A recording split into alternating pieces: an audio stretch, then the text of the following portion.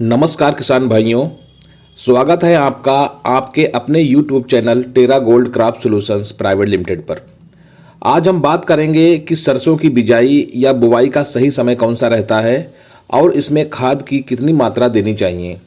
तो इसके ऊपर आज के हम इस वीडियो में बात करेंगे विस्तार से, क्योंकि सरसों की बुवाई का समय नज़दीक है। लेकिन ऐसे में कई सारे किसान भाइयों के मन में कई सारे सवाल आते हैं कि सरसों की बुवाई करने से पहले कौन सा खाद मिट्टी में मिलाएं, खेत की तैयारी कैसे करें और खाद मिलाएं तो कितनी मात्रा में मिलाएं, कौन सी खाद मिलाएं, NPK 12-32-16 मिलाएं या DAP, urea, potash, sulphur, zinc अलग से मिलाएं, कौन सा बीज लें, बीज का उपचार यानी कि सीड ट्रीटमेंट कैसे करें, सिंचित एरिया में बुवाई करना है तो कितनी खाद डालें, असिंचित एरिया में बुवाई करना है तो कितनी खाद डालें।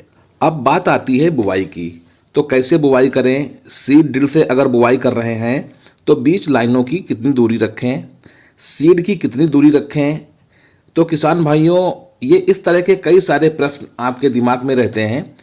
खरपतवार नाशक अगर बिजाई से पहले डालना है तो कौन सा डालें ताकि अंकुरण में कोई समस्या ना आए। तो ऐसे कई सारे क्वेश्चंस होते हैं। तो आज के इस वीडियो में इन सारे प्रश्नों के उत्तर जानेंगे और आशा करते हैं कि इस वीडियो को देखने के बाद आपकी सारी समस्याएं सरसों की बिजाई को लेकर दूर हो जाएंगी और आप सरसों की बुवाई बहुत ही सुगम तरीके से कर पाएंगे। आगे बढ़ने से पहले किसान भाइयों, अगर आपने अभी तक हमारे YouTube channel Terra Gold Crop Solutions Private Limited को सब्सक्राइब नहीं किया है तो तुरंत सब्सक्राइब कर लें और बेल आइकॉन को प्रेस कर लें, ताकि हमारे सारे लेटेस्ट अपडेट आप लोगों को फटाफट मिलते रहें। साथ ही साथ यह जानकारी अन्य किसान भाइयों तक जरूर शेयर करें। किसान भाइयों, सरसों की बुवाई का सही समय तो 15 सितंबर से 15 नवंबर तक होता है। आप इतने समय बुवाई कर सकते हैं, लेकिन अगर उचित समय की बात करें तो आप अक्टूबर माह में इसकी बुवाई कर सकते हैं। जो लंबी अवधि की फसलें होती हैं उसको आप 1 अक्टूबर से 15 अक्टूबर तक बुवाई कर सकते हैं, और जो पछेती होती हैं उसकी आप 10 नवंबर से 15 नवंबर तक बुवाई जरूर कर दें। किसान भाइयों, बात आती है कि खेत की तैयारी कैसे करें। तो किसान भाइयों, खेत की तैयारी लगभग सभी फसलों के लिए एक जैसी ही होती है कि पहले आप एक गहरी जुताई करें, 2-3 कल्टीवेटर करें, पाटा लगाएं और समतल कर लें, भुरभुरी कर लें। तो इतना तो सभी में कॉमन होता है। अब बात आती है खाद डालने की कि हमें कौन सी खाद सरसों में डालें। अब दिक्कत क्या आती है कि कई सारे किसान भाइयों के यहाँ NPK 12-32-16 उपलब्ध होता है, या फिर कई सारे किसान भाई DAP, urea, potash, zinc, sulphur अलग अलग से डालते हैं। अब सिंचित में डालना है या असिंचित में डालना है और कितनी मात्रा में डालना है। अब अगर खाद की बात करें तो यूरिया 1 एकड़ के लिए 35 से 40 किलोग्राम यूज करते हैं और लगभग 30 किलोग्राम DAP 1 एकड़ के लिए यूज करते हैं।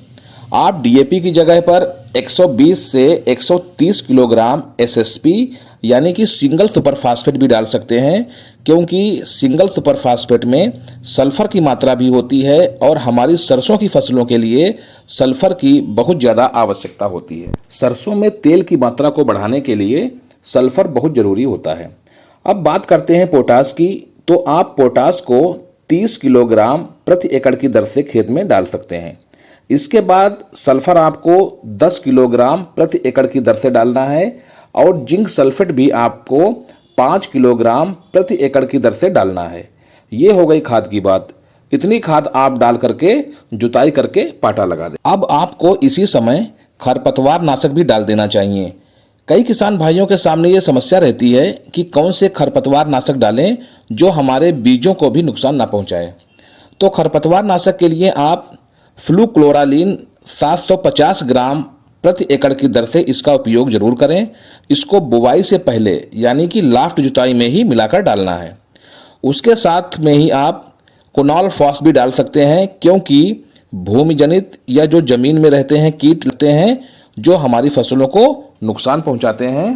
फंगस लग जाता है तो फसल का जैसे ही जर्मिनेशन हुआ उसको काटेंगे या पौधों को काटेंगे या दीमक वगैरह हो जाता है। इसके लिए आपको 10 किलो कुनाल्फास का उपयोग जरूर करना चाहिए।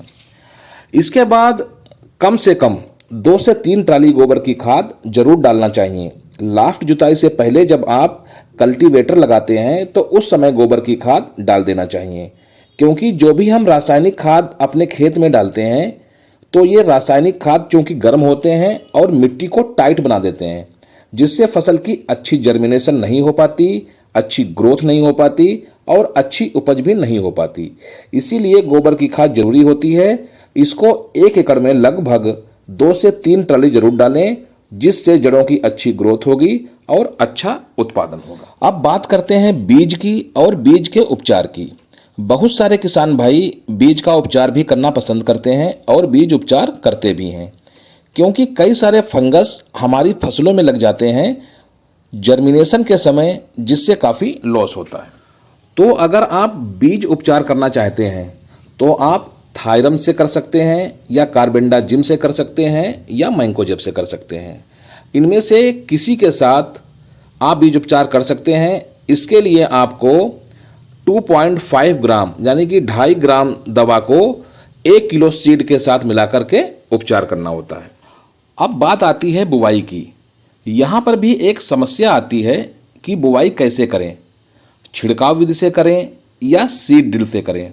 सीड ड्रिल से करें तो कितनी दूरी में करें। अगर आप छिड़काव विधि से बुवाई करना चाहते हैं तो हाइब्रिड बीज आपको लगभग 1 से 1.5 किलोग्राम प्रति एकड़ की दर से लगेगा।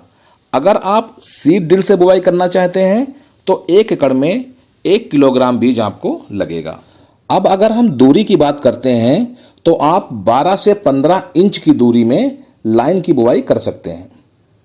अगर बौनी किस्म की वैरायटी है तो 12 इंच की दूरी में लाइन की बुवाई करनी चाहिए, और अगर लंबी किस्म की या फैलाव वाली वैरायटी है तो लगभग 15 इंच की दूरी में लाइन की बुवाई होनी चाहिए।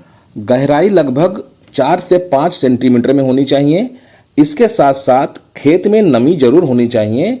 आप बुवाई नमी में ही करें ताकि पहला पानी आपको 25 से 30 दिन में लगाना पड़े। तो किसान भाइयों, जानकारी कैसी लगी हमें कमेंट बॉक्स में ज़रूर बताएं, और साथ ही साथ वीडियो को लाइक करें और शेयर करें और दूसरे किसान भाइयों तक ज़रूर पहुंचाएं। और अगर अभी तक हमारे YouTube channel Terra Gold Crop Solutions Private Limited को सब्सक्राइब नहीं किया है तो प्लीज़ हमारे YouTube चैनल को सब्सक्राइब करें। Thank you.